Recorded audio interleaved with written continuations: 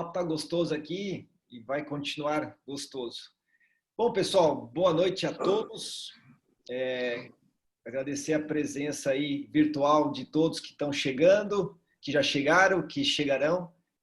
Eu sou Alessandro Rubel, junto com a Beatriz Policy, que vocês estão vendo temporariamente, porque nós somos só coadjuvantes aqui nesse processo. Somos líderes aqui do capítulo do Instituto Capitalismo Consciente da região metropolitana de Sorocaba. Estamos aqui, mais uma vez, fazendo um evento de vários que nós já fizemos para realmente fortalecer todo esse movimento. E desde já agradeço aí a Bia pela essa parceria, muito bacana que nós estamos juntos aí já fazem um ano.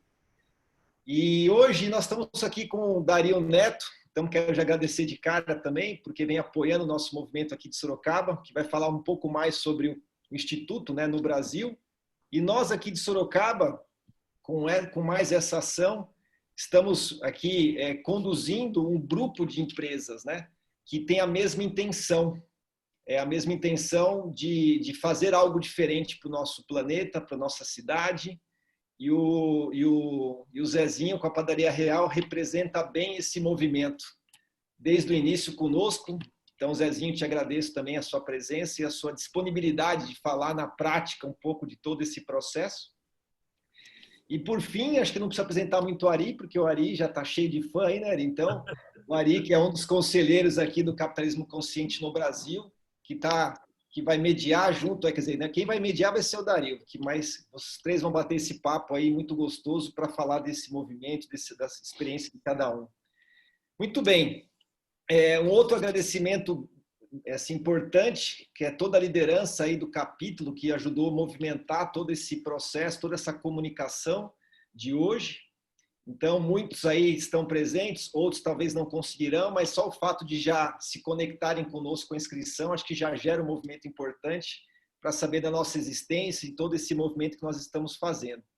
Mas, em especial, nessa comunicação, a Band, TV Band, Rádio Band, que nos ajudou muito, acho que está se aproximando bem aí do movimento, né, Capitalismo Consciente aqui no Brasil, acho que não será mais só da nossa região, mas eles apoiaram muito nessa comunicação, então isso é muito importante. Dentro desse movimento todo que nós estamos fazendo, o objetivo principal realmente é reunir um grupo de empresas que tenham essa intenção, não importa o momento que cada empresa está, mas de olhar para esse processo de humanização, que a gente vai falar bastante aqui hoje. E um dos pontos principais, que eu já quero deixar o convite de cara, para quem quiser conhecer mais o Instituto, que vai conhecer um pouquinho aqui hoje, mas uma ferramenta importante que nós temos, que é a pesquisa das empresas humanizadas, né? Então, empresas a partir de 5 funcionários podem participar de forma gratuita. Então, nós vamos deixar aqui nossos contatos no chat para que vocês façam e tirem suas dúvidas, e estamos à disposição para esclarecer. E as inscrições vão até dia 5 de outubro. Então, isso é um momento importante.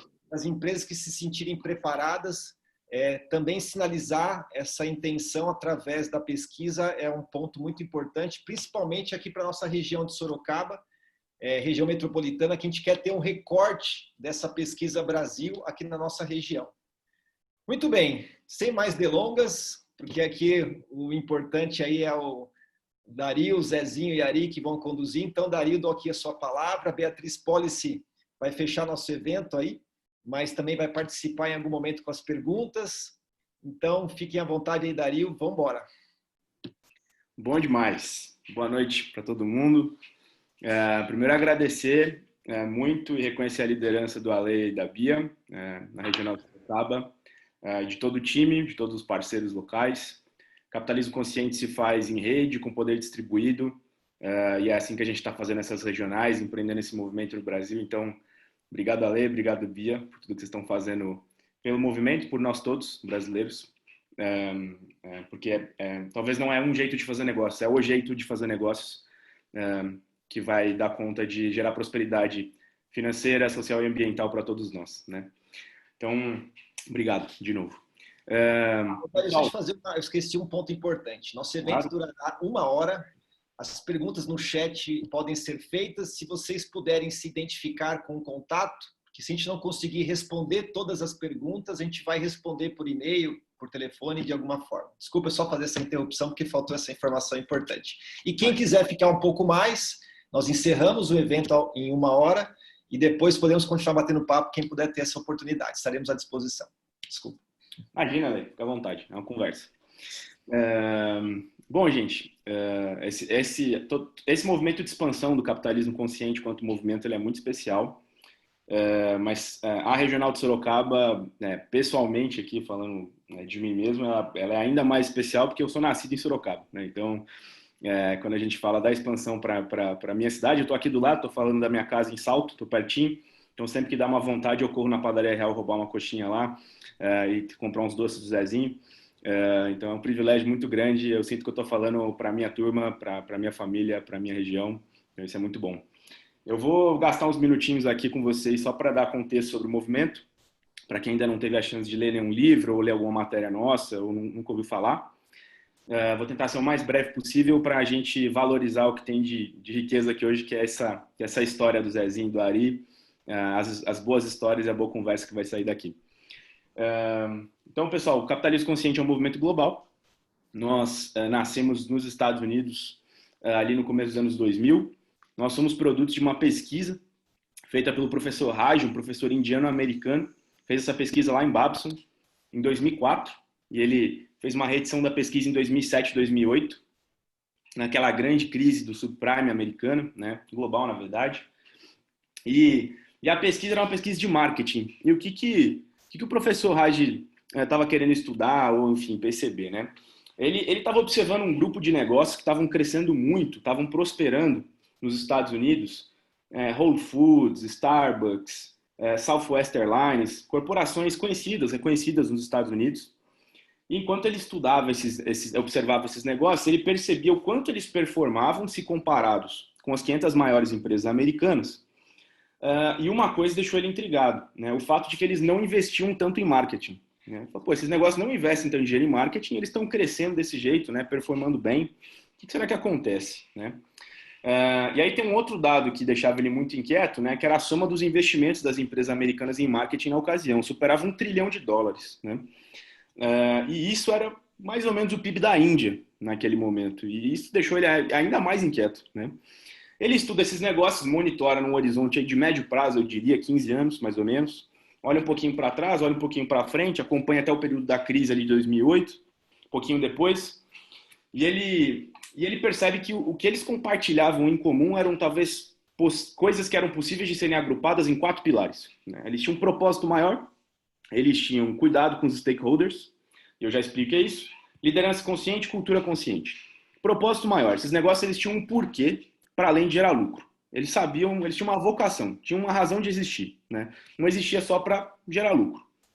Orientação para os stakeholders. Eram negócios que cuidavam dos seus funcionários, cuidavam dos seus fornecedores, cuidavam da comunidade local, cuidavam do meio ambiente, cuidavam dos seus acionistas também, é claro. Liderança e cultura consciente. Lideranças apaixonadas por esse propósito, capazes de sustentar esse propósito, transformar em produtos e serviços. E uma cultura na qual todo colaborador que trabalhava naquela empresa entendia por que fazia o que fazia, não só o que fazia. Né? E ele plota isso em 4 pilares, publica esse livro nos Estados Unidos. Ele foi publicado com o nome de Firms of Endearment, chegou no Brasil com o nome de Empresas Humanizadas, publicado pelo Instituto no Brasil. O John Mack, empreendedor do Whole Foods, uma rede de supermercados lá nos Estados Unidos, muito orientado para a comunidade. Para encurtar a história, depois tem uma série de interações com o Raj e eles escrevem um segundo livro, Capitalismo Consciente, e fundam um movimento. Eles percebem que aquilo não eram só pilares, né, de um jeito de fazer negócio. Aquilo ali era uma nova abordagem para a economia, para a macroeconomia, né, para o mundo. Né? Era uma nova visão de negócio e de economia. Eles publicam o livro Capitalismo Consciente, que também foi publicado no Brasil, primeiro pela HSM, agora por nós de novo pela Alta Books. E quando eles fundam um movimento, rapidamente ele se alastra pelo mundo. Vai para a Austrália, desce para o México, chega no Brasil em 2013 como instituto. E nós falamos desse lugar aqui do Instituto da Filial Brasil. Países europeus, Alemanha, Holanda, Espanha, Portugal, tem capítulos muito interessantes. Com essa proposta de inspirar, educar líderes, lideranças e negócios para fazerem negócio de um jeito diferente. de um jeito pautado em distribuição de poder e capital, de um jeito pautado em amor e cuidado. E o que é mais legal, o que é mais interessante é que capitalismo consciente é sobre E, né? É sobre combinar talvez palavras antagônicas no mundo dos negócios, né? E é por isso que a gente fez até a provocação do nome do evento, né? Amor e resultado. Talvez palavras que nunca ninguém imaginou, né? Ver a gente colocar na mesma frase, na mesma expressão quando a gente está falando de negócios, né? Ou de empresas, ou de economia. E capitalismo consciente é sobre isso. É combinar lucro com propósito. É combinar amor com resultado, né?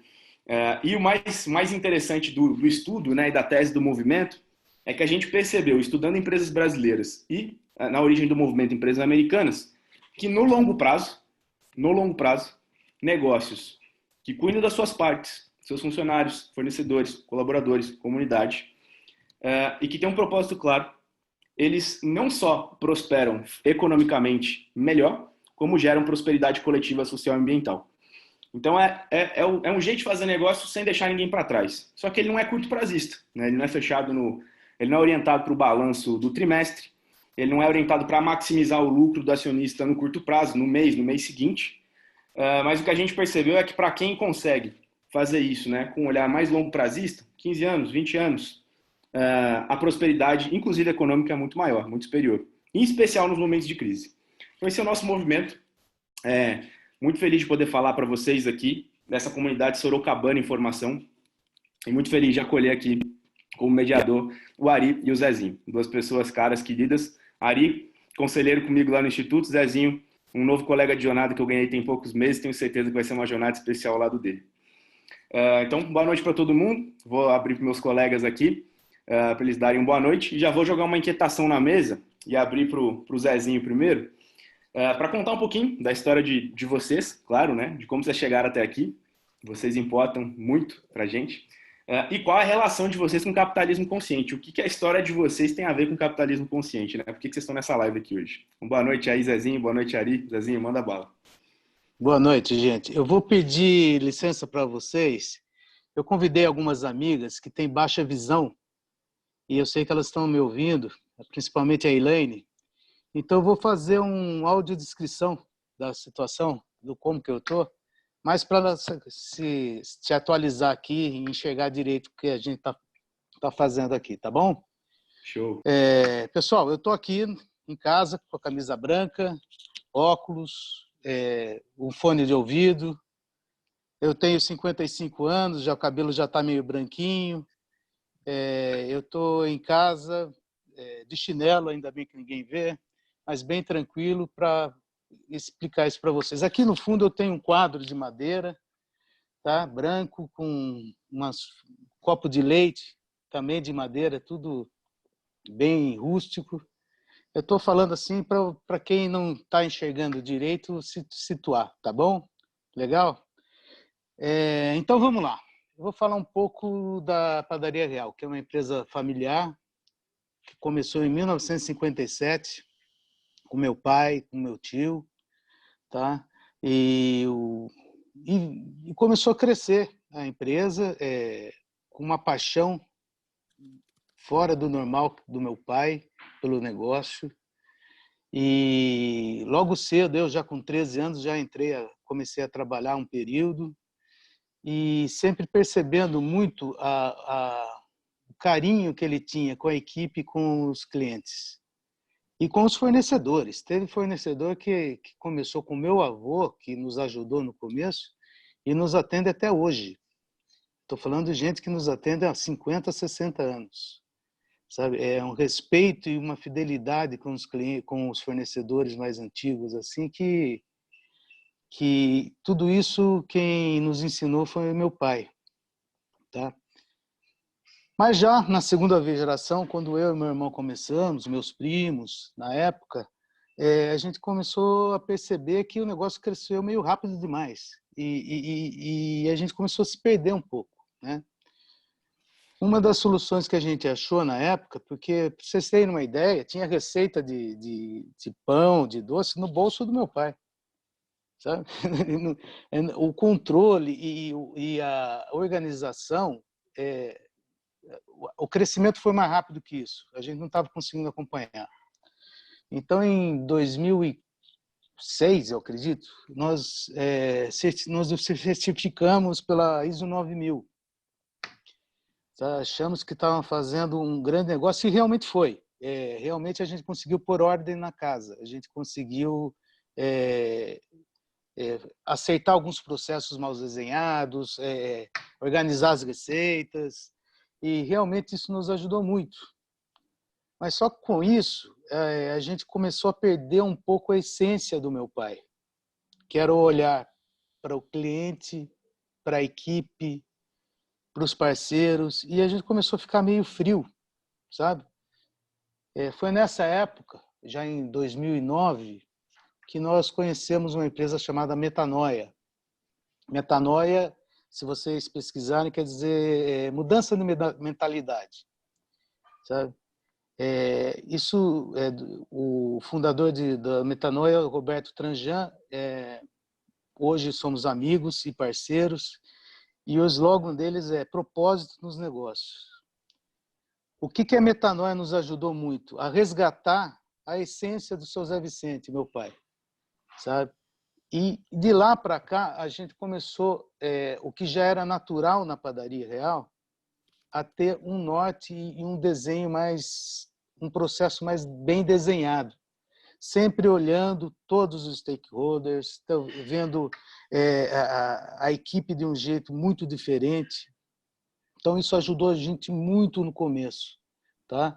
E ajuda até hoje, né? E olhar o negócio com muito amor. Acho que esse é o grande segredo. Eu lembro do meu pai, quando eu era muito novo, ele falava: pai, o senhor vai fazer isso, o senhor vai pôr tanto dinheiro nisso, mas o senhor já pensou no retorno? Não, isso é de menos. O retorno vem. O retorno, ele nunca olhou para os números. Ele nunca viu isso daí. Ele fazia pelo amor, pelo querer fazer o melhor, para entregar o que tinha de bom e do melhor. E ele conseguiu isso. Realmente, nossos produtos hoje são conhecidos no Brasil inteiro, graças a Deus. E a ele também. E o nosso desafio de segunda geração era conseguir resgatar e manter os valores e a essência e o propósito do seu Zé Vicente. Tá? E começou assim. E para falar um pouco do resultado que dá tudo isso, quando a gente fala muito aí na faculdade, a gente aprende, né, que o lucro é receita menos custo, certo? E a gente aprendeu que o lucro não é isso. O lucro é equipe comprometida e cliente fidelizado. Isso dá lucro, sabe? A equipe com você e o cliente fidelizado, que enxerga o valor no seu negócio, não tem para ninguém. Agora, isso não é fácil fazer. Isso você tem que acreditar e ter realmente uma decisão e uma intenção muito boa. Que a intenção tem que estar relacionada a realmente ver a sua comunidade, o que está tudo ao seu redor, muito bem, está bem como você. Você tem que se preocupar com a comunidade, você tem que se preocupar com a sua equipe, com o cliente.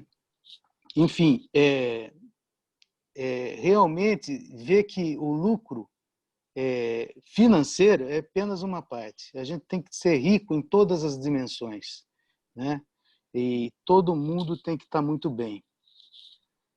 Enfim, eu acredito muito que uma empresa, para ter amor, ela precisa ser muito generosa. O que é uma empresa generosa? É uma empresa que... lembrando que tem gente que acha que, por exemplo, filantropia não é coisa para a empresa. Filantropia é coisa de igreja. Você está ligado na comunidade e dá mais do que você recebe, você vai ter um retorno incrível. E a gente está sentindo isso agora na pandemia, sabe? O que você dá a mais do que você recebe? Você dá atenção, você dá interesse ao seu cliente e à sua equipe, sabe? Mas eu acho que também tem que ter, para ter amor na empresa, uma empresa tem que ser romântica. Romântica no sentido assim de ter mais transformar a transação em relação. Você cuidar de todos em seu redor, tá? Isso realmente faz muita diferença. E tem que ter espiritualidade. Você tem que ter isso junto. O estado de espírito presente em sua obra, tá? Levar a esperança para todo mundo, tá? Se um cliente entra na padaria desmotivado, revoltado com o momento da pandemia, não sei o que lá, e eu concordo com ele, o que eu estou fazendo com o dia dele? Eu estou acabando com o dia dele. Ele tem que sair da padaria transformado. E é isso que a gente tenta levar para a nossa equipe, sabe? E isso contagia, sabe, gente? Isso tem várias ações que a gente fazemos lá na padaria que contagia as pessoas. E a gente percebe isso. Quando uma pessoa entra triste e sai dando risada da padaria, isso vale muito mais o valor que ele deixou no caixa. É isso que nos realiza e é isso que traz os resultados em todas as dimensões para nós. Eu não sei se eu estou falando muito, acho que é melhor deixar os outros para você falar um pouquinho, né? Mas, em resumo, é mais ou menos isso. A Padaria Real, que é uma empresa familiar, e pretendemos continuar assim por muitos anos. Incrível, incrível. Quando eu ouço o Zezinho, dá vontade de gravar, e quando eu pergunto o que é capitalismo consciente, eu mando o vídeo, mais fácil. Incrível. Está gravando, né, Dario? Isso é importante. Tá gravando, tá gravando. Vai lá, Ari, conta um pouquinho sobre você e sua relação com o movimento, por favor. Manda bala. Boa noite. Primeiro, super boa noite a todos vocês. Eu vou entrar na mesma do Zezinho. É difícil a gente se descrever, mas eu estou com uma camiseta polo azul marinho. Eu tenho 53 anos. Eu ainda acho que eu tenho um pouco de cabelo, mas é bem pouco. Hoje eu cortei a máquina número 2, então o que tinha quase que sumiu e o que tem ainda é branco na lateral. No meu fundo tem um quadro que é uma constelação feita pelo meu avô Ariolino, em 1955, e um outro que é um mapa mundi real, sem fronteira nenhuma. Então é como o mundo como ele é e sem as fronteiras que a gente colocou. A bandeira do Brasil e uma casa que meu filho fez e a gente guarda aqui como uma das construções que ele tem. Eu acho que tem várias coisas, muito oportuno e muito bom te ouvir, Zezinho, porque, na verdade, a gente vê o exemplo vivo daquilo que a gente prega no capitalismo consciente. Antes de eu começar a falar, é importante falar do movimento do capitalismo e do excelente trabalho que o Dario está fazendo e toda a equipe do capitalismo, o quanto o capitalismo consciente tem crescido no Brasil, e reforçar o convite para empresas humanizadas, porque quando a gente fala de amor, a gente fala de uma empresa mais humana. E quem, independente de querer fazer parte, de estar lá como empresa escolhida, é muito bom no percurso para você entender qual é o caminho para se tornar uma empresa humanizada. Então, iniciar, acho que a fala por isso, acho que é um pouco do que eu estou aqui hoje. O que é o capitalismo consciente para mim? Qual é o meu envolvimento com o capitalismo consciente? Eu preciso voltar um pouco no tempo. O Dario é novo, eu tenho quase de idade o que eu tenho de história em algumas coisas, mas então eu vou voltar rapidamente para a gente não se prolongar demais. Eu entrei nessa ideia de capitalismo consciente em 1998. Eu conheci uma pessoa chamada Vitor Pinedo, faleceu agora no começo desse ano, e eu vi que trazia um conceito de 7 Cs, e um deles era carinho. E eu não entendia muito bem o que era carinho, ele não tem que ter confiança. E eu falava o que eu fazia, eu trabalhava com redesenho de processos, estrutura, e eu falava, não adianta mais você fazer isso. Isso não serve para nada. As organizações não precisam ter controle, não precisam ter processos. As organizações precisam ter carinho. As organizações precisam ter confiança. E aquilo me levou 4 anos de terapia. De 98 a 2002, eu fui para terapia. Eu tinha um background de auditoria, trabalhei em processo. Então, o que é isso? E falava para meus amigos, você está louco. O que é isso que você está falando? E foi muito dolorido. Eu estou brincando agora, mas doeu muito. De 98 a 2002 é um período de muita dor para mim interna, que é um processo um pouco de dar-se conta. E quando a gente tentava traduzir isso em projetos, a gente fez projeto um pouco com a BN Unroll, que o Fábio Barbosa tinha ido, com o Instituto Ethos, com o IBGC, que eram algumas das lideranças da época que conseguiam enxergar que aquele modo de capitalismo que a gente tinha e estava vendo ia acabar. Então, eram poucas empresas, mas empresas começavam a enxergar um pouco mais pela frente.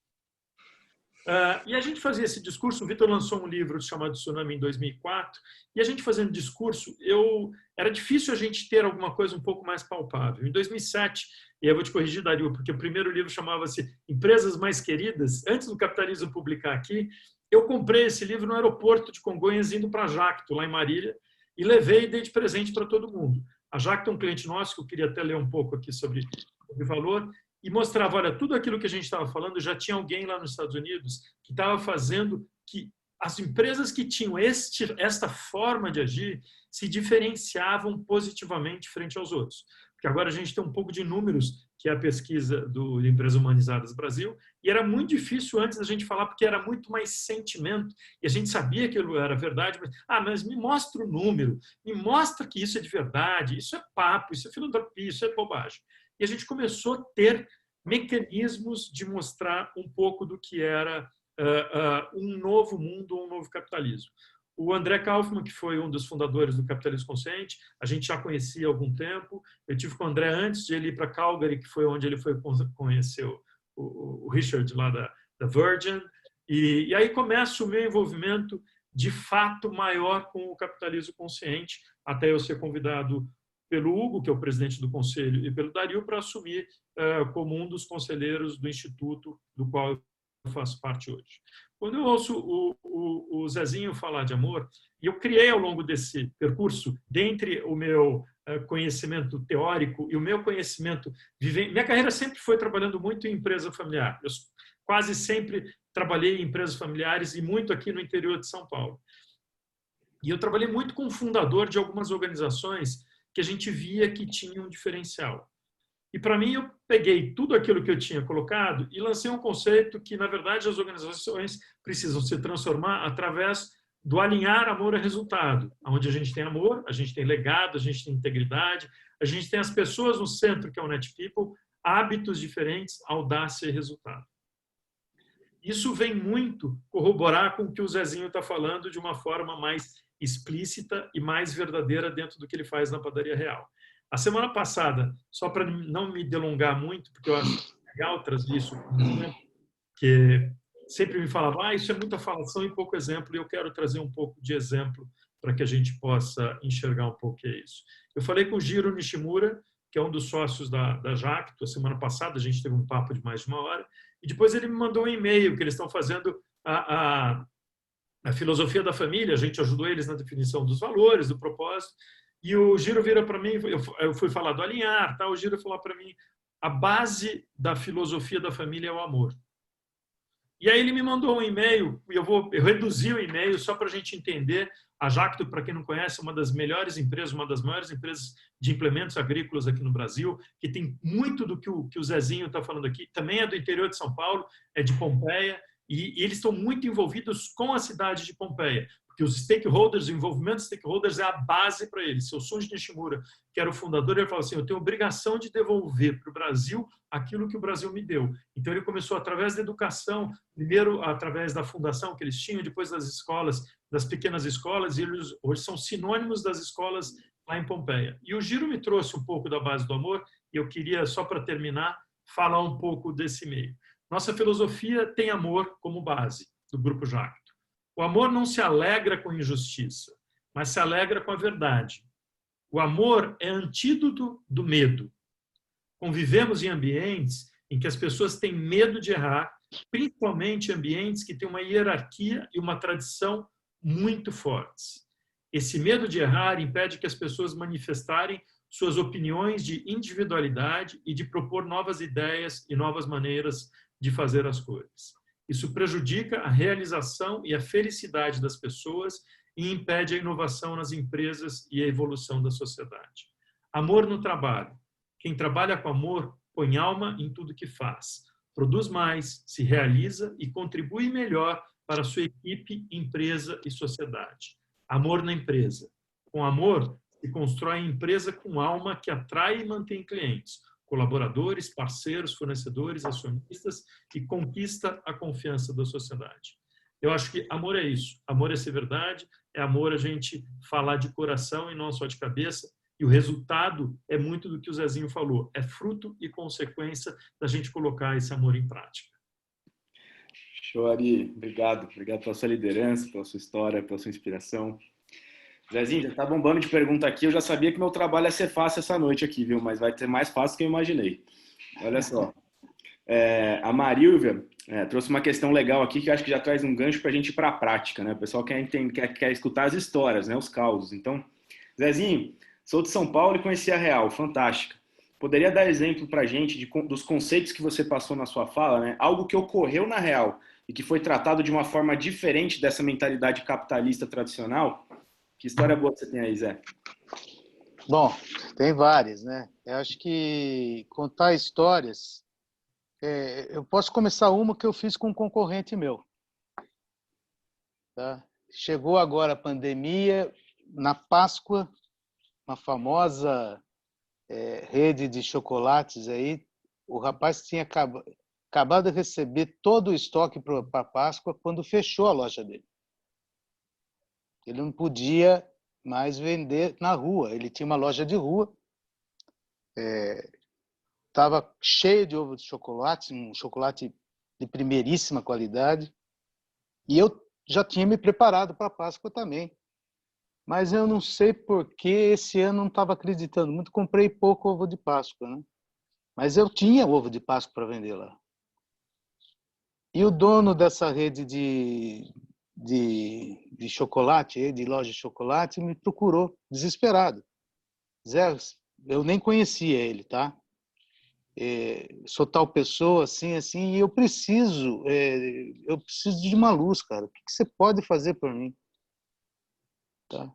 Eu abri um espaço dentro da minha loja para ele vender os ovos de Páscoa dele. Tá? Olha, a minha margem aqui de meus ovos é de, vamos chutar aí, 30%. Você pode me dar isso? Eu falei, não, Zé, não tenho como. Tá, quanto você pode dar? Dou 5%, 10%. Tá bom. Tá? O importante não é eu ganhar o dinheiro agora, é a gente passar por essa junto.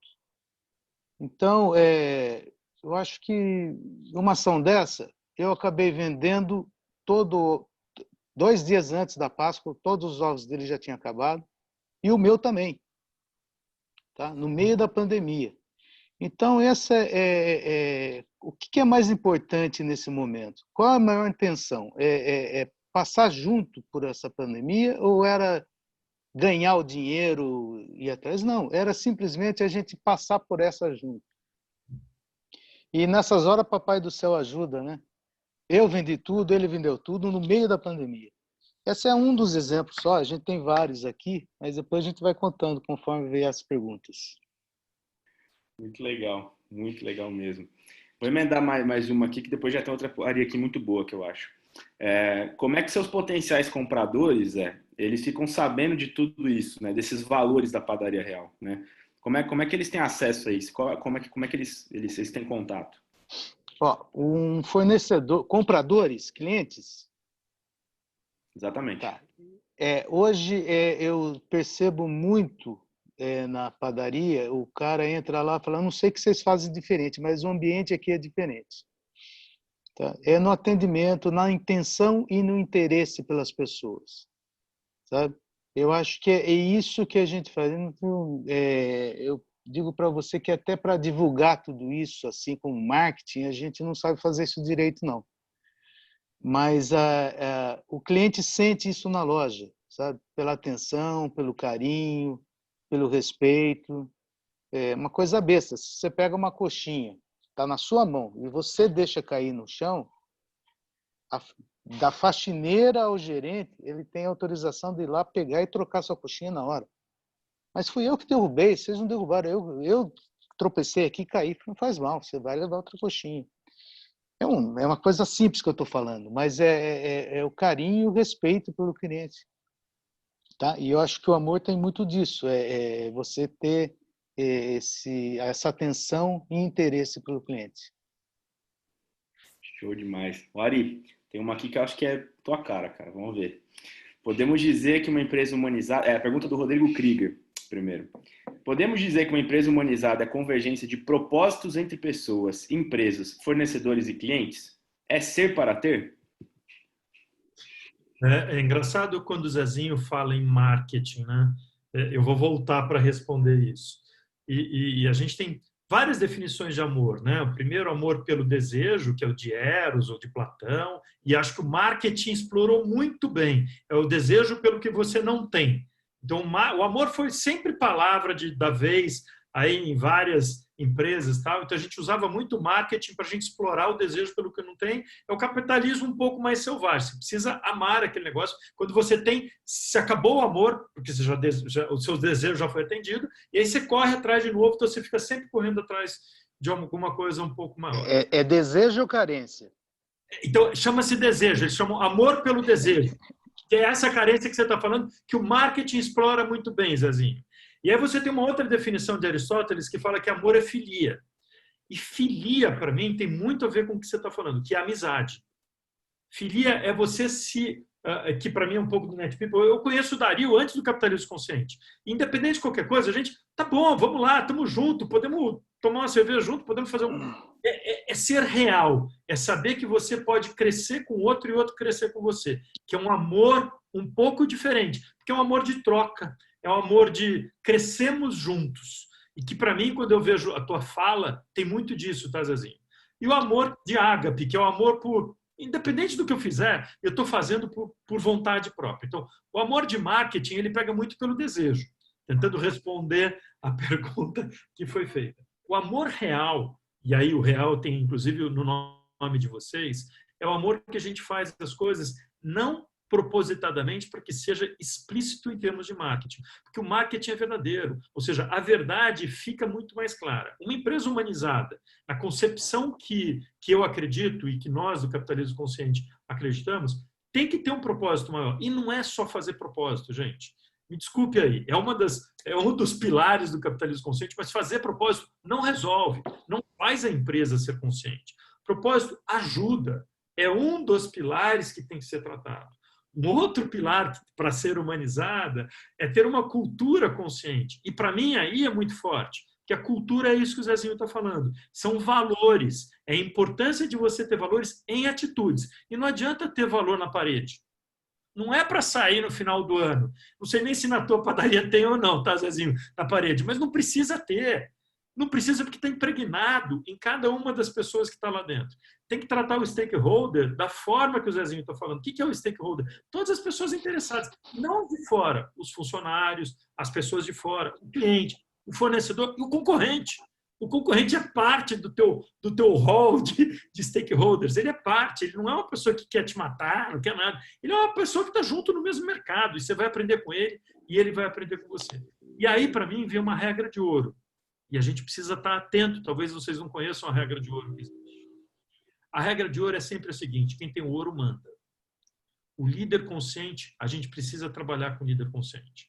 Porque é ele que vai ajudar a gente na transformação da organização.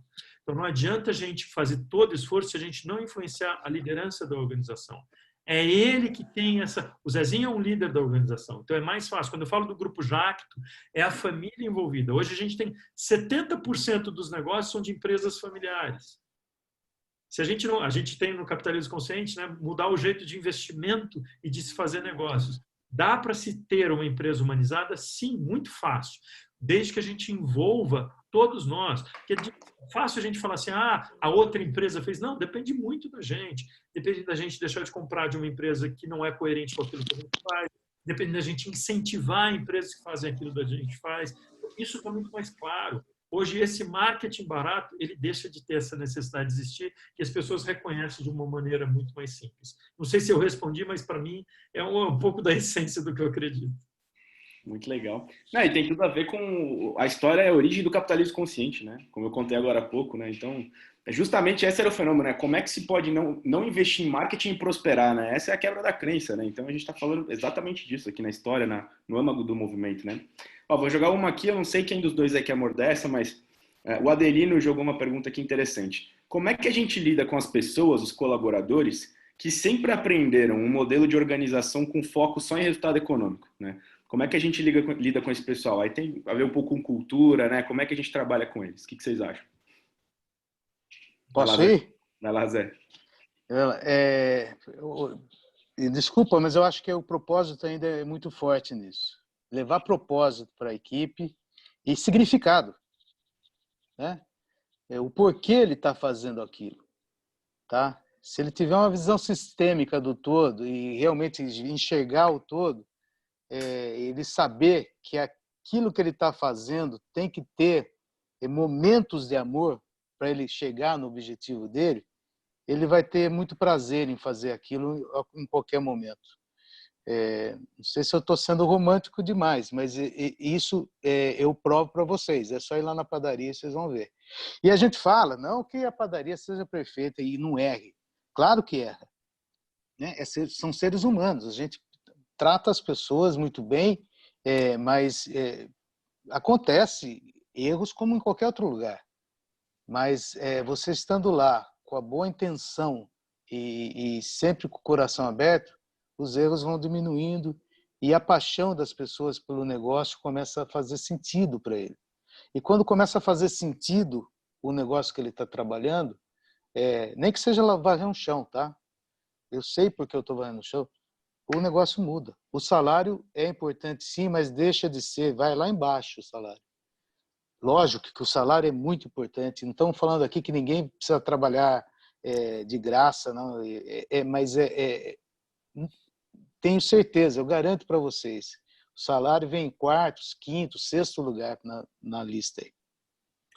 Eu queria adicionar do outro ponto de vista isso, Zezinho, que você acabou de falar. Eu lembro que eu falei que eu trabalhei em auditoria e os caras falaram, não, babaquice, você vai perder dinheiro e tal. E eu vou fazer por uma ótica completamente inversa do que você falou. Se você quer ganhar dinheiro, seja consciente. Você vai ganhar muito mais dinheiro. Você tem exemplos, pode pegar o próprio livro do Raj. Você pode começar pela paixão, pelo amor. Eu acho que o que nos move, o Dario, o Zezinho e muitas das pessoas que eu conheço.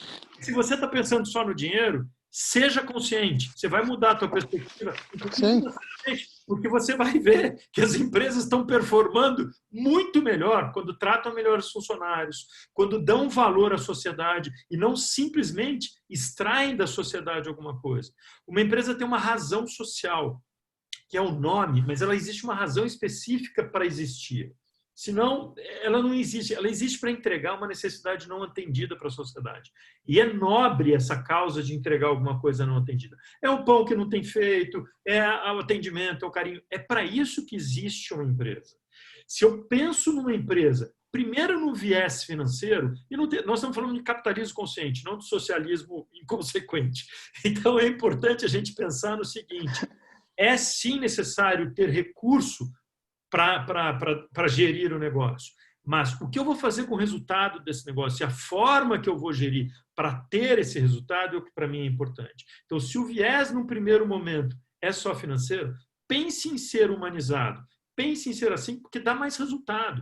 E eu tenho certeza que ao longo do caminho dessa jornada, você vai mudar. Você vai mudar o teu ponto de vista. Porque é muito mais simples, gente. E é uma coisa natural.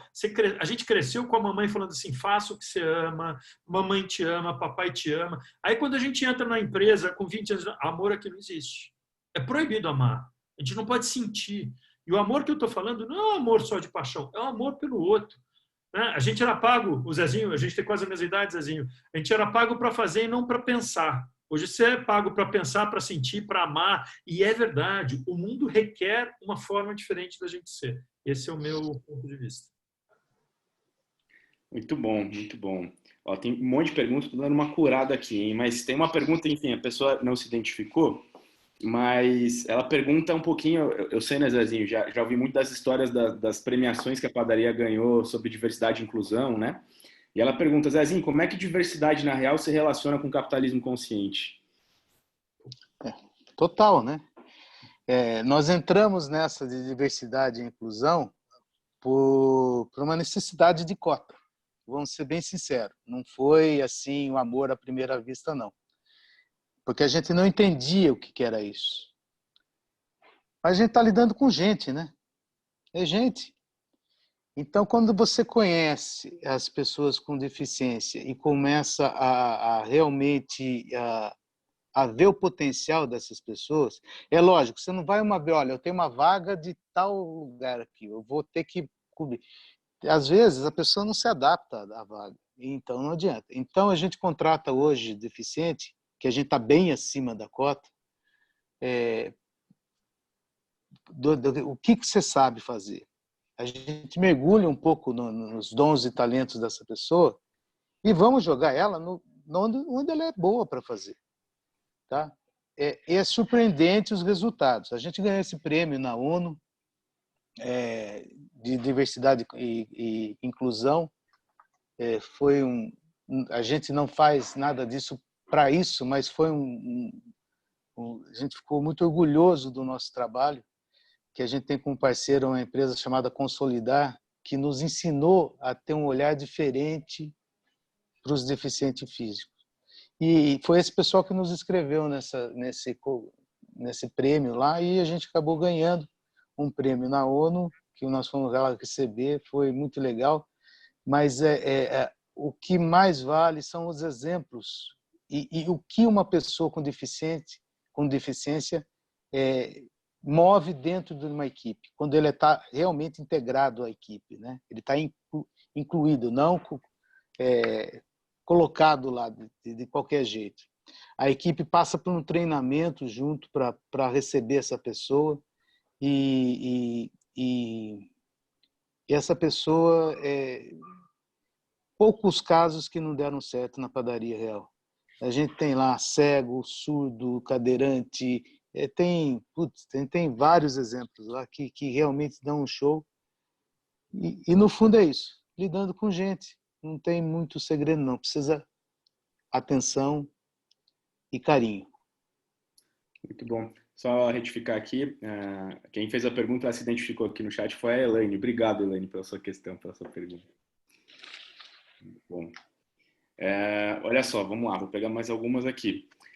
Tem um embaixador aqui engajado do Capitalismo Consciente, professor Edson Fernandes, vai se tornar nosso curador do grupo de estudos jurídico do movimento, inclusive, ele está trazendo uma questão legal aqui. Boa noite, esse é um dos melhores eventos que eu já participei, parabéns. Falando em liderança consciente, né, no líder consciente, em uma companhia aberta, quem deve ser esse líder consciente? Né? O executivo ou o conselho? Né? Acho que vai um pouco no teu ponto, né, Ari, de como é que a gente faz capitalismo consciente acontecer numa empresa. Né? Acho que essa é uma boa para você. Tá. Boa noite, obrigado pela pergunta. Quem é o dono do capital é muito importante no processo. Por isso que eu trabalho muito e penso muito nas empresas familiares. Porque, no fundo, quem direciona o dinheiro onde vai ser investido é o dono do capital, é o acionista. Ele, para mim, é a figura por detrás muito importante em todo o processo da mudança cultural. Está aqui o Zezinho, está aqui o Grupo Jacta que eu estou falando, está aqui algumas das empresas que são empresas familiares que trazem dentro de si esse processo. O CEO é importante, super importante. Um CEO engajado, cujo conselho não seja engajado na causa, ele vai ter muita dificuldade de implementar isso. Ele vai fazer o mínimo possível, mas ele não consegue fazer a mudança de fato. Por quê?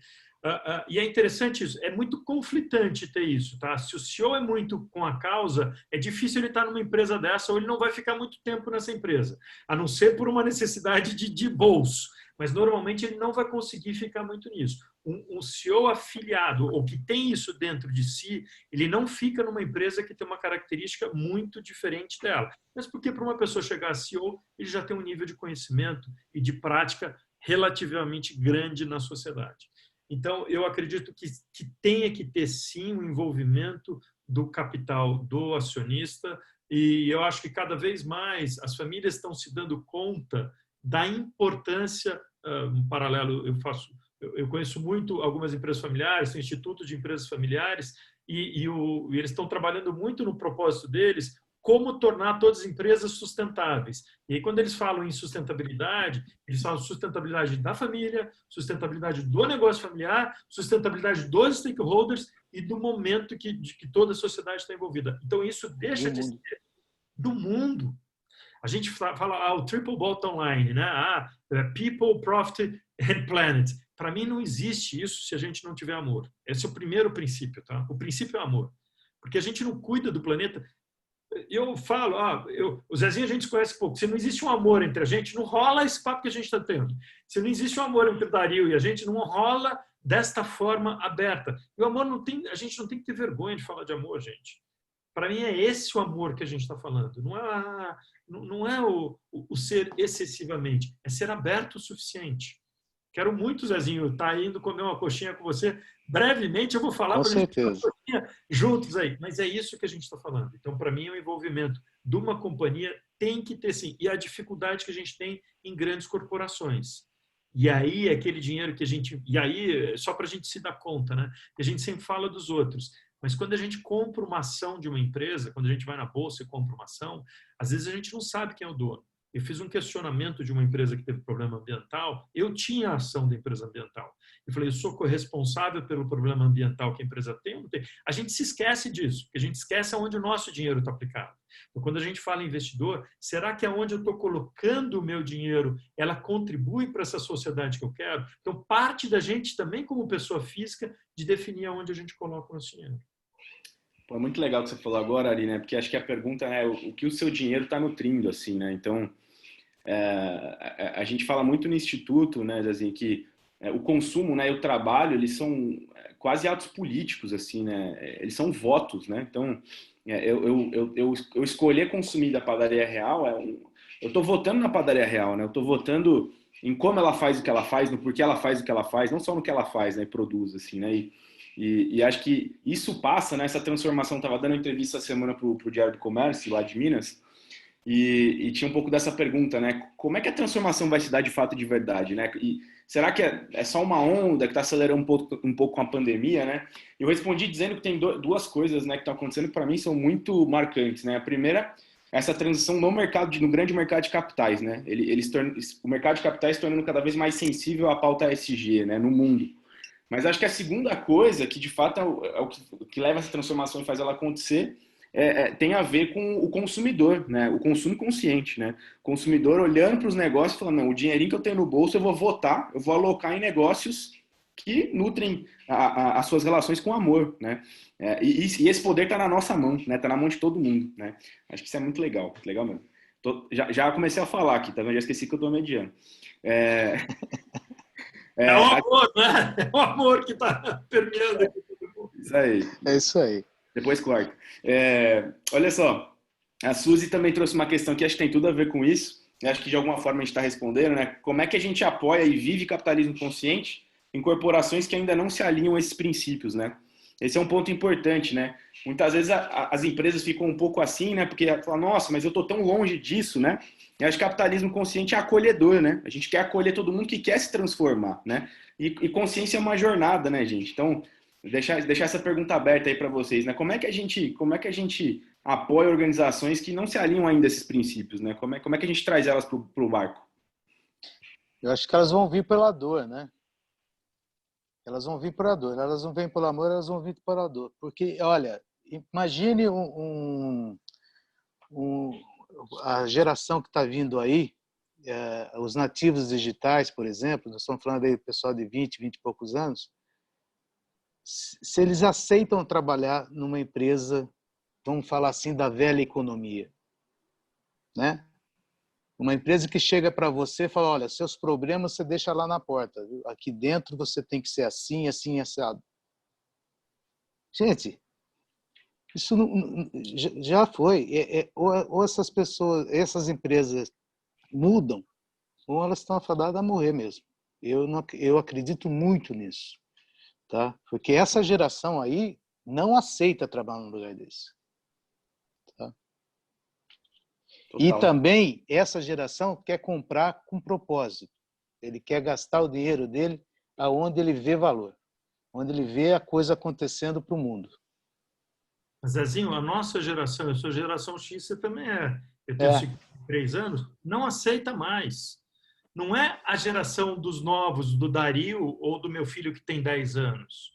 Você começa a ter... E para mim existe uma coisa aqui que é o seguinte, existe um termo chamado Zeitgeist, na verdade é espírito do tempo, que está rolando hoje. é que a presença do pessoal mais jovem já nascem com isso. E algumas pessoas já se deram conta também. Eu me considero jovem nesse pensamento também, porque tem muita gente mais velha do que a gente que também tem esse pensamento. O Vic, que era o meu sócio, morreu com 80 anos e tinha esse pensamento há 40 anos atrás. Então, eu acho que isso está mais presente no pessoal mais novo. Mas tem muita gente, a gente, Zezinho, ou outras Concordo. pessoas que tem isso presente. Eu acho que não é tirar a nossa responsabilidade, porque a responsabilidade é nossa também, de estar nesse processo de mudança como dos jovens. E eu concordo muito com você. Ou vai pelo amor ou vai por dor. Que vai, ou senão vai quebrar. E aí eu vou ser um pouco mais dramático. E é o que eu chamo de refundação. Está no momento não de reinventar as organizações. Não acho que existe mais reinvenção. Não existe mais melhoria de processo. Isso é paliativo. Existe um momento de refundação, onde a gente tenha valores reais, valores que realmente sejam mais próximos do bem para a sociedade, onde a gente tem um propósito maior e que a gente implemente isso de uma forma mais concreta e saia do discurso e venha para a prática. Muito bom, é isso mesmo, né? E acho que é interessante que já saiu do campo da discussão mais filosófica, né? Muitos empresários respeitadíssimos do Brasil, você ouve eles falando, eles falam, olha, quem não aplicar daqui 10, 15 anos está morto, né? Vai quebrar. É isso, né? Talvez para alguns mercados demore mais, a cauda seja mais longa, mas o fato é que não tem mais volta, né, gente? Então, né, isso que a gente está falando aqui deixou de... acho que esse é o mais legal, né? Deixou de ser um jeito de fazer negócio, é o jeito, né? Não tem outro jeito de fazer daqui para frente, né? Muito bom. Gente, tem muitas outras perguntas aqui, mas eu vou fazer o seguinte, eu vou pedir considerações finais do Ari e do Zezinho, e depois eu vou puxar a Bia aqui para poder fazer um fechamento, dar uns recados para todo mundo. E a gente fica mais um pouquinho depois para quem quiser fazer mais perguntas e para secar as perguntas que não estão parando de chegar. Mas só para a gente respeitar o tempo de todo mundo aqui também e a Bia poder fazer o fechamento do evento. Então, campo aberto aí, colegas, para vocês trazerem as suas considerações aí, reflexões finais. Zezinho, eu ou você? Pode? Vai você. Bom, primeiro, agradecer a todo mundo que deu aí esse tempo para a gente compartilhar nossas ideias. Eu acho que compartilhar a ideia enriquece muito a gente. Espero que tenha contribuído um pouco com vocês. Agradecer muito a Lê e a Bia, que estão aí e são os responsáveis aí por esse encontro. A Lê, Bia, muito obrigado aí por vocês estarem nesse movimento junto com a gente. O Zezinho, o Dario, dois queridos amigos. O Zezinho é mais recente, mas eu vou falar para vocês que eu tenho muito amor por vocês, se me permite, dentro desse processo de amor. Bia também, que agora abriu a câmera. Eu acho que, para ser muito rápido, amor é um antídoto para a desumanização. Se a gente quer uma organização mais humana, amor é um antídoto. O amor é a forma que eu consigo ter uma empresa mais humana. Eu acho que é isso que é o processo. Amor é ser verdadeiro. Lembra da sua mãe, lembra daquilo que a gente faz a comida com amor, vai estudar com amor. Se a gente fizer as coisas com amor, é simples. Não precisa ler manual de amor, tem lá o Love Index, não sei o que lá. Não precisa ler nada disso. Faça, trate as pessoas como você trata a sua mãe, como você gostaria de tratar seus filhos. Se a gente fizer isto, acabou. Não vamos pensar em salvar o planeta se a gente não salva o cara que está do nosso lado. E enquanto a gente tiver uma desigualdade entre as pessoas muito grande, uma hierarquia muito rígida, uma hierarquia de valores onde a gente acha que o cara de baixo é pior do que a gente, existe um cara em cima e o cara embaixo, esse amor não vai ter. Então, o meu encerramento é: trate todo mundo como você gostaria que sua mãe fosse tratada e seu filho fosse tratado. Um amor para todo mundo. Muito legal. Vamos lá? Zezinho.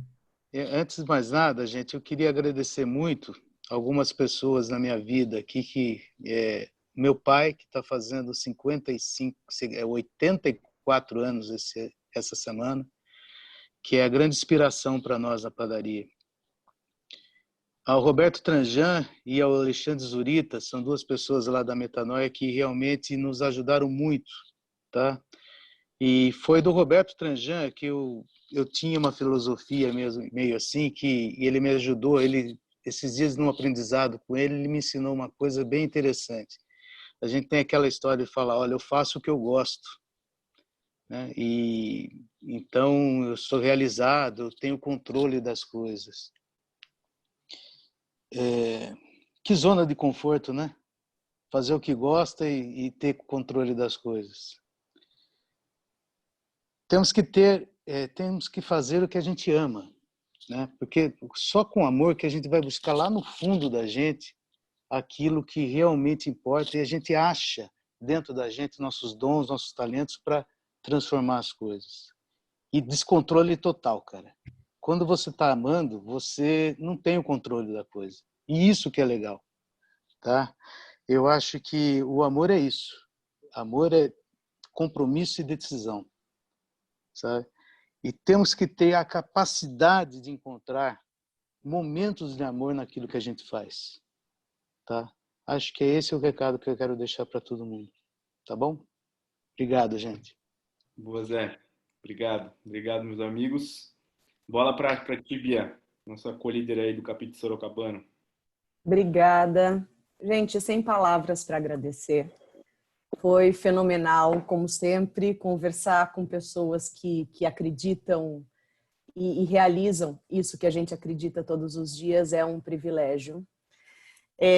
Para todos que estiveram com a gente todo esse tempo, eu agradeço imensamente o tempo de vocês abrirem seus corações para ouvir um pouquinho desses valores que a gente está passando, tentando trazer aqui, né, mostrar para todo mundo que é possível a gente fazer negócio de uma forma diferente, mudar essas ideias que nós tínhamos do capitalismo e mostrar que ele pode ser muito maior e muito melhor se depende só do nosso engajamento e da gente colocar coração e amor no que a gente faz e acreditar de verdade.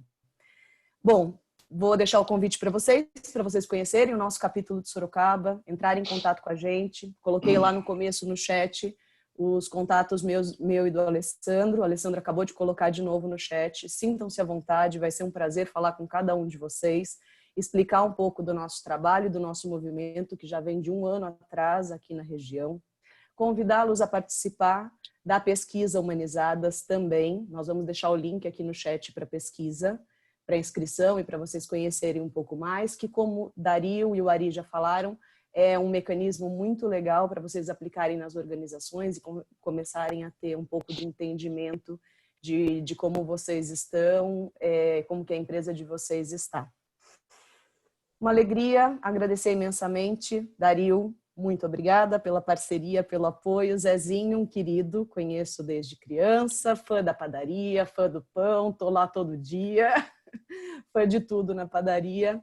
Ari, um super querido, que eu conheci há pouco tempo, mas já sou apaixonada por ele, adoro o que ele fala, o que ele conta. Alê, parceiro aí de 1 ano já de trabalho junto, desde que a gente começou nessa empreitada maluca, mas que está dando muito certo e está dando muito resultado. Tá aí, esse evento é a prova disso. Certo? Não vou me alongar, mas acho que era isso, gente. Foi muito bom. Pessoal, obrigada.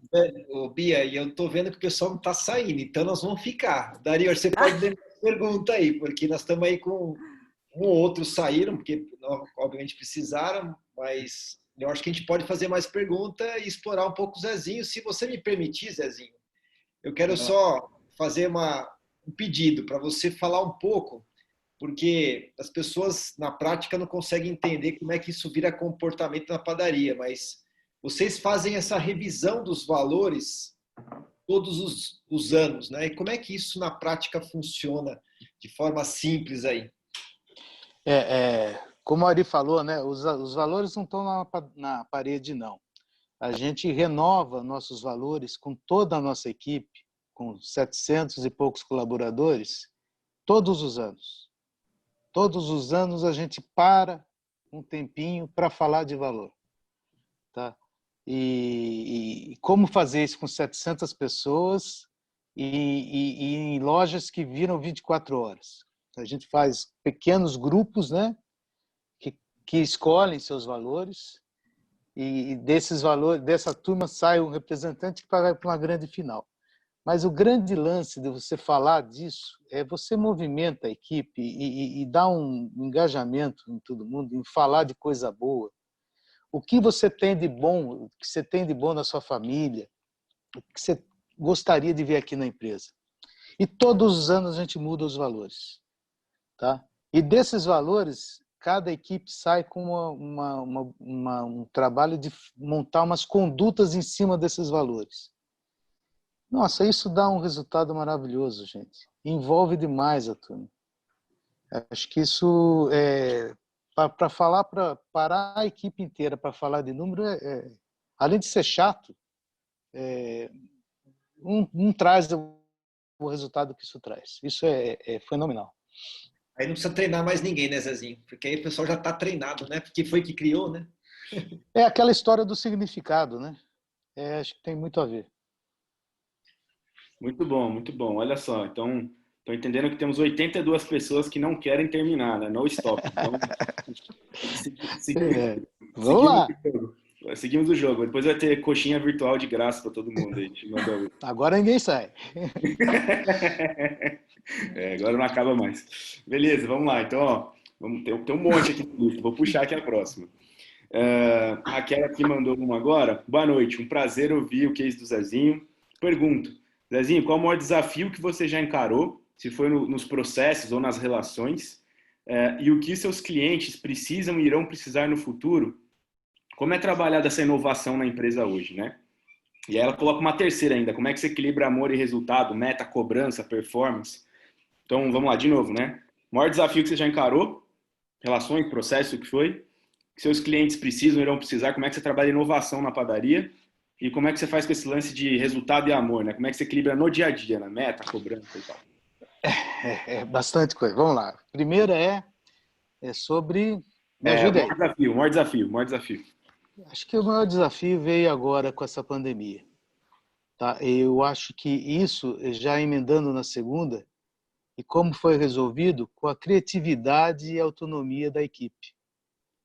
A equipe deu um show. A gente, na primeira semana de pandemia, apareceu 2 novos negócios dentro da padaria. Uma que era o Retire Aqui, que o cliente passava na porta, na hora que ninguém estava falando disso ainda, hein, gente? Então, pelo WhatsApp, você fazia o pedido e ia retirar. E numa primeira segunda-feira, que já de tudo fechado, nós resolvemos montar um drive-thru, também ideia de um colaborador, do Alexandre, e na quinta-feira já estava funcionando. Quer dizer, foi uma ideia de da equipe que reuniu a equipinha principal para tocar esse projeto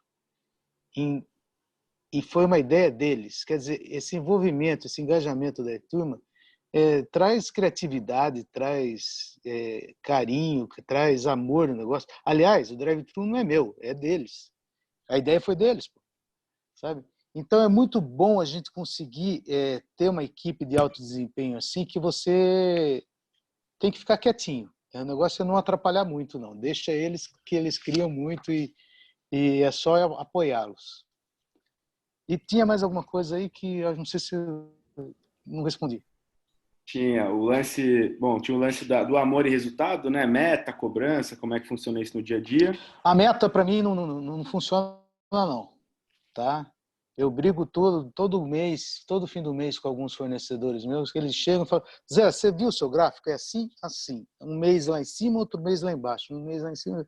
Eu falei, claro, o seu vendedor chega todo fim do mês para mim, eu vou dar um super desconto para você para mim bater a meta. Eu falo, você sabe o que vai acontecer mês que vem, né? Eu vou encher meu estoque aqui, não vou comprar o mês que vem. Você não acha melhor vir aqui, vamos fazer uma ação juntos, vamos fazer uma degustação, não sei o que lá. Agora você está preocupado só com a meta. E já vi que coisa pior, viu? O cara falou, Zé, não vamos tirar o pedido, é dia 31 hoje, que eu já bati minha meta. E eu não vou conseguir bater o mês que vem. Então vamos tirar o pedido amanhã para eu bater a meta? Gente, a relação tem que mudar, sabe? Tem que sair dessa. Meta, melhor Então, jeito de vender menos, né, Zezinho? é melhor jeito de vender menos. exatamente. Então, acho que a relação tem que mudar mesmo. O que a gente pode desenvolver juntos. Né? Parceiro, vem cá, você está com esse produto novo, me interessa. Como nós vamos vender isso juntos? Daí a coisa acontece. Né? Então, não é a meta que vai trazer mais resultado para qualquer um. Eu não tenho meta com ninguém lá na padaria. Eu tenho, sim, alguns objetivos. Vamos chegar lá, vamos fazer alguma coisa, mas ninguém é cobrado assim de números, essas coisas. E está dando certo. Eu queria adicionar uma coisa aqui, uma experiência que é muito interessante quando a gente conversa com o sócio e quando conversa com o executivo. O sócio, o dono do negócio, ele enxerga o longo prazo. A pandemia talvez diminua o lucro esse ano, tal, parará, piriri, pararó. Mas eu enxergo que eu estou fidelizando o cliente. E aí não é a culpa do executivo, não, mas ele é cobrado pela última linha do balanço. Então, a forma de se pensar na empresa, e é muito interessante, eu tive num instituto onde a gente conversava com os acionistas de grandes empresas do varejo e com os executivos das grandes empresas. E a conversa era completamente diferente. Meta, e que é a cobrança que tem em cima deles. Então, a gente precisava ter também um equilíbrio, e talvez caiba aí, Dario, para a gente pensar um pouco, entre acionista e CEO, né? Para não cair nas costas do acionista também toda esse ônus ou responsabilidade e liberar. Então, esse é o casamento, para mim, um pouco mais perfeito, trazendo esse equilíbrio do dono do capital e do executivo. É uma justa medida difícil aí, mas vai ter que acontecer de alguma maneira. Bom demais, bom demais. Estamos na casa dos 80 pessoas aí. Sigamos. Tem mais. Tem uma aqui boa, acho que essa aqui vai dar um caldo legal. A hierarquia no formato horizontal se torna cada vez mais presente nas empresas. Do Rodrigo. Vocês acreditam que o modelo mais verticalizado não cabe mais nos dias atuais? Chega do famoso, né? Manda quem pode, obedece quem tem juízo. Qual que é a visão de vocês sobre isso? Hierarquia. Ari. A gente foi criado numa época em que tinha o rei, vice-rei, conde, não sei o que lá, parará. Aí tem o CEO, o level C, o gerente regional, o diretor. Então, a gente acostumou numa escada que a gente tem que subir. E quando a gente sobe, a gente pisa na cabeça do outro que está embaixo. Todo o processo porque é uma concorrência de cotovelo. É uma concorrência dos caras que estão do meu lado de cotovelo. Eles não estão, a gente não está crescendo. E quando a gente trabalha em processo de transformação organizacional, é muito interessante. Se a gente não tem o shareholder envolvido, e aí o Dario tem bastante experiência nisso também, você começa a trabalhar com o meio da organização, o boicote vem do lado de cima. O boicote vem da onde? Do cara que vai achar que, mas esse cara de baixo tem mais potencial do que eu. Eu tenho exemplos de clientes que a gente trabalhou assim. E aí o diretor industrial virou e falou assim, não, tem que parar esse projeto. Mas por que tem que parar? O Zezinho está deixando de fazer as coisas dele. Desculpa comparar você, o Zezinho, com o nome... Joãozinho, vá. Joãozinho está deixando de fazer as coisas dele, está se metendo na produção.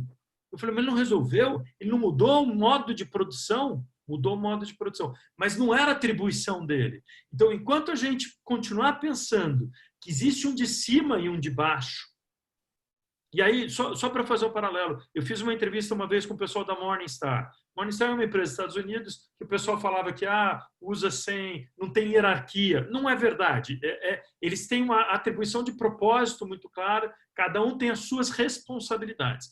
E a pessoa que eu ia fazer a entrevista falou, não, porque... E eu perguntava as coisas, tudo era lindo e maravilhoso.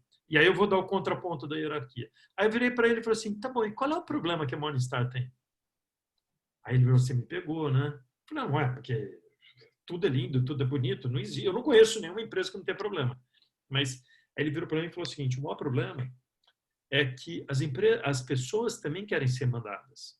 As pessoas também não querem assumir responsabilidade. Então, acho que a gente tem um duplo desafio aqui. Sim, diminuir e começar a perceber que existe um potencial criativo em todo mundo. Quando eu falei do livro de Tsunami, é que isso, senão, vai explodir dentro de nós, a energia. Todos nós somos seres criadores. Se a gente não coloca em prática a nossa criatividade, isso explode ou internamente, gerando doença, gerando infarto, gerando uma série de coisas, ou em greve, em quebrar a máquina, em boicotar a empresa. Então, isso não é uma opção, isso é uma necessidade. A diminuição da hierarquia piramidal para o trapézio, né, onde a gente deixa de ter uma cabeça tão grande e trabalha mais de forma horizontal, não é papo bonito, é necessidade. E outra, a gente não tem mais tempo para agir com uma cabeça só pensando dentro da organização. A capacidade tem que estar presente em todas as pessoas, é muito rápido. É como se alguém fosse pisar no seu dedinho do pé e você falou, não, deixa eu passar para o joelho que está na hierarquia maior, vou passar para a minha coxa. A hora que chegar na cabeça e voltar ao comando, gangrenou o dedinho do pé. Tem que ser muito mais orgânico. Você tem que ter as pessoas da organização. Por isso que, para mim, o propósito e valores substituem, olha, um cara que trabalhou em auditoria, hein? Manual de normas e procedimentos. Manual de normas e procedimentos dentro de uma empresa, valor claro, propósito claro e visão de futuro claro. Acabou. É esse o manual de normas e procedimentos. E que faça sentido para as pessoas. Então, para mim, é essa a necessidade da diminuição da hierarquia. Zezinho.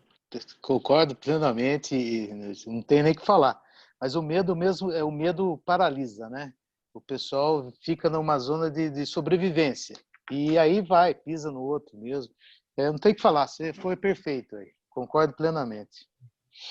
Muito bom. Olha só, tem mais uma boa aqui, ó. Na opinião de vocês, como é que a gente dá continuidade a esses princípios depois que os fundadores, né, os proprietários, eles morrem?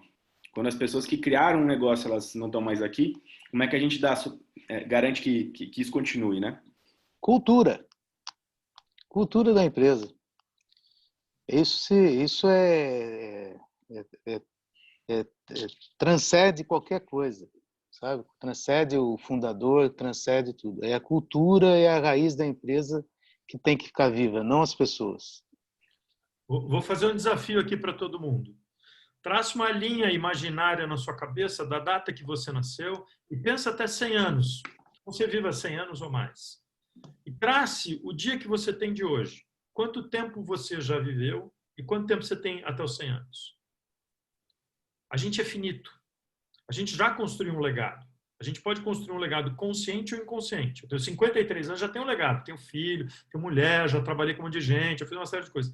Será que é isso que eu quero deixar para a humanidade ou não? Quando a gente trabalha com pessoas que tem uma médica especialista, a doutora Ana Cláudia, se eu não me engano, que ela trabalha com pessoas em fase terminal, um dos arrependimentos que as pessoas têm é que não tiveram tempo com os amigos, que não deixaram um legado. Não é o patrimônio que vai deixar financeiro, é o legado. Então, se a gente está trabalhando de uma forma consciente, a gente é finito. Faz a gente diferente, ou que a gente pode deixar, não é só sujar o mundo que a gente veio habitar. Qual é o legado que a gente vai deixar? Talvez quando a gente é muito novo, a gente não percebe isso, a gente vai perdendo os cabelos, vai ficando um pouco mais grisalho, ou então a gente tem pessoas que ajudam a gente. O próprio Raj, no livro dele, ele fala que em 1989, as pessoas acima de 40 anos nos Estados Unidos, o número é maior do que as pessoas abaixo. Isso fez com que a nova geração vivesse mais com a geração dos avós. E eles aprenderam com os avós o que é importante. O que é importante é propósito e valores. Ter coisas que no final da vida a gente esteja um pouco mais sossegado. E não é o patrimônio financeiro que a gente vai deixar. Deixa eu fazer uma brincadeira com o Zezinho. Até para responder essa pergunta, o Zezinho já pode morrer. Porque ele falou, eu não posso atrapalhar a minha equipe de trabalhar, né? Então ele já pode morrer. Então ali já está pronta a padaria real para ser sustentável, né? Ou pensar em novos negócios, né? Boa. O mundo ainda precisa ser mudado, né, Zezinho? Tem essa primeira opção não gostei, não. Então eu vou fazer só mais uma observação. Do nosso lado, Ale. Já ficou imortal, né? Porque, na verdade, o propósito, o valor, a cultura imortaliza as pessoas, é o seu legado, é o que você deixa aqui. Então, eu acho que isso é o mais legal. Transcende. Foi a palavra que você usou, é perfeita, transcende. Então, não morre, né? O propósito não morre, o valor não morre. Muito bom. Vou pegar mais uma aqui. Estamos ainda com 76 guerreiros aqui, guerreiras.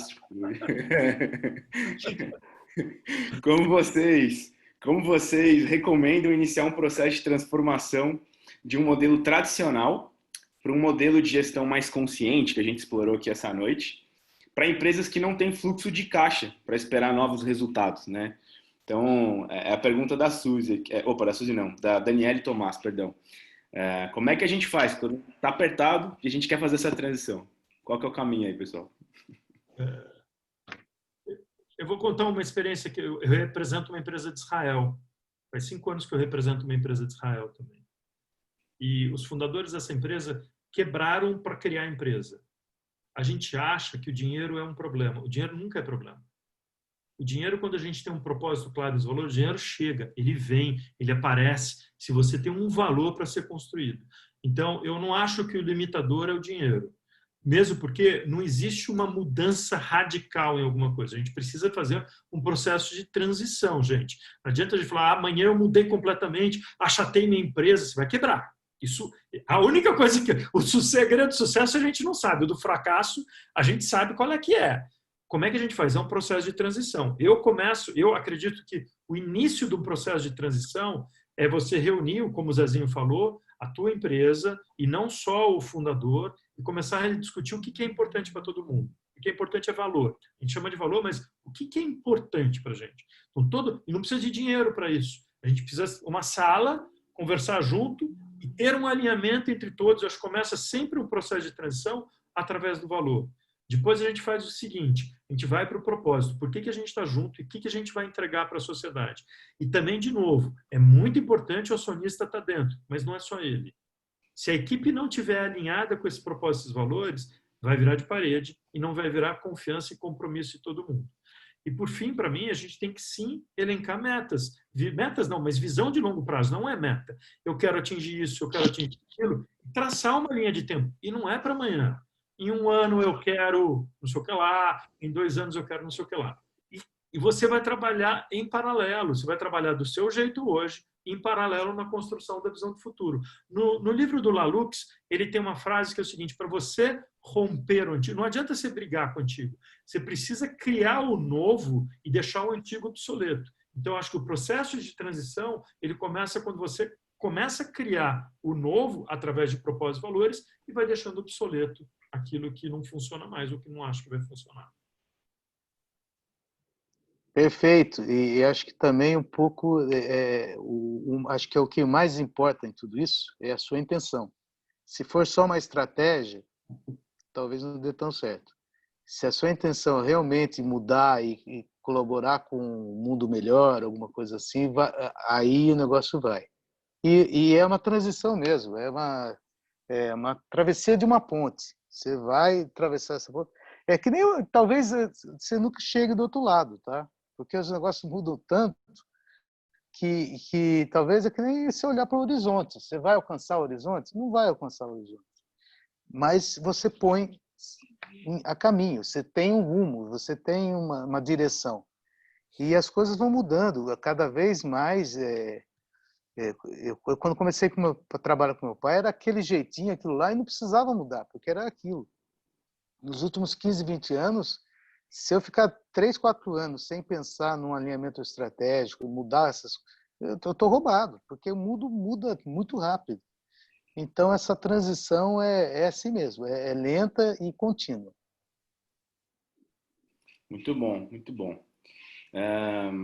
Vou fazer uma proposta aqui de fazer uma última questão aí para vocês, até para respeitar a noite de todo mundo aí. Aí a gente registra todas as perguntas aqui e depois, sei lá, a gente pode responder assíncrono e tudo mais, senão a gente vai ficar aqui bastante ainda. Oi? O número de participantes não abaixa. Não, que delícia, que delícia, que delícia. 7-4. Teve uma hora que começou a subir de novo. Acho que o pessoal começou a mandar para os amigos. Já tinha acabado e começou a subir de novo. Falei, meu Deus. Mas muito bom, gente. Obrigado pelo compromisso de vocês aqui e enfim, a dedicação ao espaço. Olha só, eu acho que ia ser muito legal. Eu fiquei refletindo enquanto rolou a brincadeira agora, né, de morrer ou não morrer ou ser imortal. E eu queria ouvir um pouquinho de vocês aí para a gente poder fechar, né? Vocês já têm um baita legado, né? Enfim, Zezinho, Ari. Qual é o legado que vocês ainda querem deixar? Quais são os sonhos que vocês ainda cultivam dentro de vocês?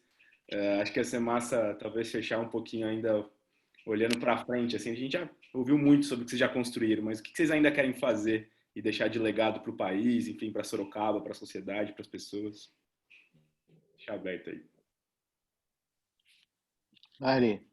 Eu acho que eu não penso nessa forma de deixar alguma coisa muito concreta, muito assim, mas eu acho que eu agir com amor. Eu tenho um filho de 10 anos e acho que quando a gente fala em filho, a gente pensa muito na forma que a gente imagina que a vida deva ser. Eu não gostaria que meu filho chegasse para o filho dele e falasse assim, o vovô não fez nada para mudar o mundo e a gente está nesse mundo que a gente está hoje. Então, o que eu acho? O Nirvana é um caminho. Eu não fico preocupado com o Nirvana, o mundo vai ser... Mas eu acho que o Zezinho falou muito, a ponte ou esse caminho, eu acho que ter mais pessoas nesse caminho, para mim, é um legado que eu gostaria. Ou seja, envolver mais pessoas na criação. E eu sou muito feliz e sou muito grato, porque eu convivo com muita gente bacana, algumas pessoas que estavam aqui, que estão aqui, vocês, o Dario sabe o grupo que a gente tem aí no Capitalismo Consciente. E quando eu enxergo este mundo de convivência que eu tenho, tem muita gente bacana. E quando a gente olha para a revista, para o jornal que está acontecendo no mundo, você não consegue enxergar muito por que esse mundo não é tão legal quanto esse mundo aqui que eu consigo viver. O que para mim é legado é a gente influenciar uma pessoa, 2 pessoas ou 3 pessoas um pouco que possam influenciar outras pessoas na construção, no caminho de um mundo melhor, tá? Eu não tenho essa, o mundo inteiro eu vou mudar. Não, eu acho que eu vou fazer um pouco mais como filosofia de Gandhi. Vamos tentar influenciar um, influenciar outro. Eu acho que esse é o caminho. A minha grande aspiração para o legado é influenciar poucas pessoas, mas influenciar de verdade, com amor e com carinho. Eu acho que é isso. Irado. Valeu, Ari. Muito legal. Acho que é bem por aí mesmo. Ser uma referência para minhas filhas é uma coisa que me move muito. E para minha equipe. Se todos da minha equipe um dia forem bem melhor que eu em tudo que eles fazem, e hoje eu já tenho muitos deles assim, eu já vou estar morrendo, já que vocês já estão querendo me matar. Não, Zé, a gente tem mais ou menos a mesma idade. A gente tem muito para contar ainda. Eu já vou morrer feliz. Eu já vou morrer feliz se eu ver essa equipe que eu tenho hoje de apaixonados pelo negócio que eu tenho, realizados e ricos de verdade, que a gente fala, né? Ricos em todas as dimensões, vai ser um legado maravilhoso. Porque eu sei que isso vai transbordar, isso vai espalhar. E o que você falou, vamos fazer a nossa parte. E é a empresa que vai ter que fazer isso, não vai ser os estados, não vai ser o governo. Né? Muito bom, senhoras e senhores, muito bom. Bia, Ale, querem trazer mais alguma última palavra aí? A gente já encerrou, estamos reencerrando o que a gente já encerrou. Estamos reencerrando. Mas eu vou aproveitar essa questão de legado e falar um pouco do nosso legado que a gente começou a querer construir, eu e a Bia. E a primeira conversa com que eu tive sobre o movimento foi com o Zezinho, né? Pedi aí a credibilidade dele para a gente trazer para a nossa região e ele continuou dando essa credibilidade. Então, o nosso legado aí, na linha também do Ari, eu até comentei hoje com o Dario no início da nossa conversa, antes que estavam todos, né? Que a gente já está com 10, 15 empresas que estão entrando, se engajando nesse movimento, também já está bom, né? Porque a gente já está conseguindo juntar, mas obviamente que virão mais. Mas acho que foi assim que eu fui construindo com a Bia e com toda a liderança aqui do movimento, que o Douglas está aqui ainda, enfim, que estão nos ajudando, mas a Suzy, enfim, né? Melhor nem falar nome, senão a gente pode esquecer de alguém. Mas nosso legado para a nossa região é essa, consolidar esse movimento, levar essa ideia, essa prática, essa troca para essas empresas e, de fato, a nossa intenção é trazer o amor para a nossa região. Muito bom. Show. Bia, quer falar alguma coisa? Eu vou pegar carona só para uma última fala que o Ari falou, né, de fazer um pouquinho para quem está perto, né, ao nosso redor.